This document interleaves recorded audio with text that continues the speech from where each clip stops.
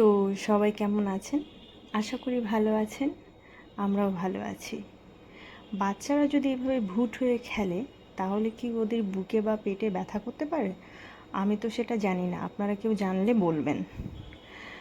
আর আজকে রান্না করেছিলাম ভেন্ডিগুলো গোটা গোটাই রেখেছিলাম, আর সর্ষে দিয়ে করেছিলাম। আর এটা হচ্ছে ওল তরকারি, ওল কচু যেটা বলে সেটা, এটা রান্না করছি। আর এত সুন্দর, এত ভালো ছিল ওলটা, মানে খুব সুন্দরভাবে সিদ্ধ হয়েছে, বাকিটা ঝোল দিলে সিদ্ধ হয়ে যাবে। তো এই ছিল আজকে রান্নাবান্না। আর একটা ইলিশ, আসলে ইলিশগুলো এবার সব ছোট ছোট, ওই যে 400-500 টাকা কিলো যে ইলিশগুলো হয়, আমি ওগুলোই কিনেছি। আর তাই সেই জন্য হচ্ছে মাছগুলো খুব ছোট ছোট। এবার বড় ইলিশ অত বেশি পাওয়া যায়নি। তো যাই হোক, আসলে আমি সারা বছর অপেক্ষা করি কখন ইলিশের সিজন আসবে আর আমি ইলিশ মাছ কিনবো।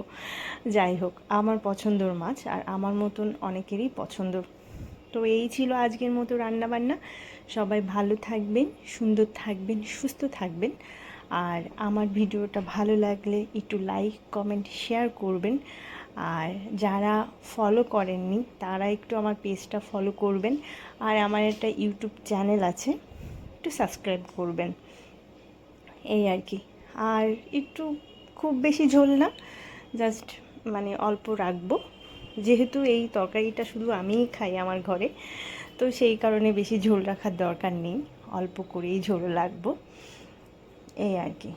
আর বাচ্চা ওদিকে ঘরে, ও খেলতে খেলতে শুয়ে পড়েছে, তারপরেও বারবার করে গিয়ে ওকে দেখি, কারণ এখন একটু নড়াচড়া বেশি করে তো, সেই কারণে। আর এই যে ফাইনাল, দেখতে কত সুন্দর হয়েছে। আর এই মাছগুলো ছোট হলেও মানে খুব দারুণ টেস্ট কিন্তু এতে, কারণ এই মাছগুলোতে ডিম হয়নি। ডিমওয়ালা মাছে একটু কম টেস্ট হয়, মানে স্বাদ যেটাকে বলে বাংলায়, তো ওটা একটু কম হয়। কিন্তু এই মাছগুলো ছোট হলেও খেতে খুব খুব স্বাদ, সে যেভাবে রান্না করেন না কেন। তো এই ছিল আজকের মতন। একটু খেয়ে দেখি কেমন হয়েছে।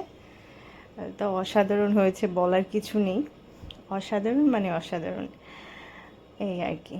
আর রান্নাটা ডিটেলসে দেখানো হয়নি, সময় পাইনি, বাচ্চা নিয়ে ভিডিও করা খুব চাপ হয়ে যায়, সেই জন্যে। তো সবাইকে থ্যাংক ইউ, টাটা।